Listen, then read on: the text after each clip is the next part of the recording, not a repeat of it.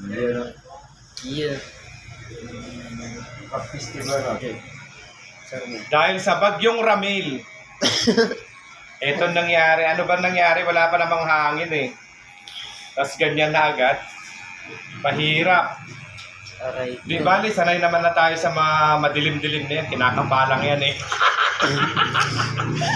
Sanay tayo sa kapaan. O, di ba?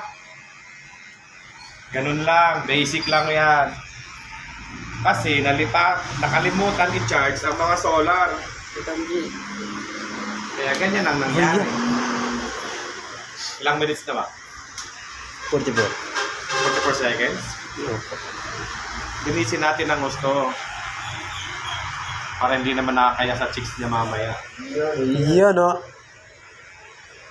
Sabihin ng girlfriend mo, ang pugi mo today.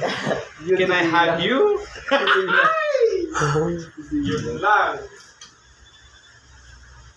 Wala tayong blower kaya ganito na lang. Brushin natin ang buhok para matanggal yung mga natira-tira sa ilalim na kinain ng texturing scissor. Ganito na lang siya. Ayan.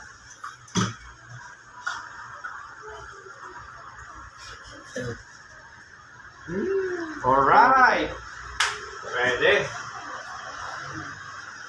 Mas malala noong panahon kasi pag nag-brown out, wala pang cordless. Puro disaksak corded pa lang yung gamit namin. Papahirapan ka magmano-mano. Madilim na nga. Mano-mano pa. Okay na, sir? Yes.